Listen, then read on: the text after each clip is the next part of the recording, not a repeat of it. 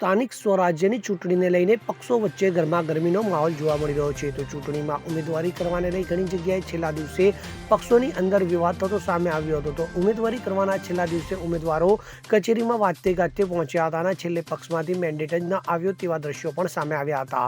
તો હવે ઉમેદવારી ફોર્મ ભરાયા પછી આજરોજ ફોર્મ ચકાસણીનો દિવસ છે, ત્યારે ફોર્મ ચકાસણીમાં વિવાદ થયાની ઘટના બનવા પામી હોવાનું સામે આવ્યું છે. તો ફોર્મ ચકાસણીના સમય મુજબ ભાજપ કોંગ્રેસ વચ્ચે તૂતુ મેમેની આ ઘટના ગીર સોમનાથ જિલ્લાના કોડીનાર તાલુકામાંથી સામે આવી છે. તો મળતી માહિતી મુજબ ભાજપના માજી સાંસદ દિનેશ સોલંકી, પૂર્વ પ્રમુખ શિવા સોલંકી અને કોંગ્રેસના માનસિંહ ડોડિયા વચ્ચે ગરમાગરમી સર્જાઈ હતી. તો તાલુકા પ્રાંત અધિકારીની હાજરીમાં સમગ્ર માથાકૂટ સર્જાઈ હતી. તો વોર્ડ નંબર 3ના કોંગ્રેસના ઉમેદવારનું ફોર્મ રદ કરાવવા ભાજપના નેતાઓ દ્વારા કોશિશ કરવામાં આવતી હતી. તો ચૂંટણી અધિકારીએ ફોર્મ માન્ય રાખતા મામલો બિચકાયો હતો. તો પોલીસની હાજરીમાં એકબીજા પર હુમલો કરવાનો પ્રયાસ પણ કરવામાં આવ્યો હતો.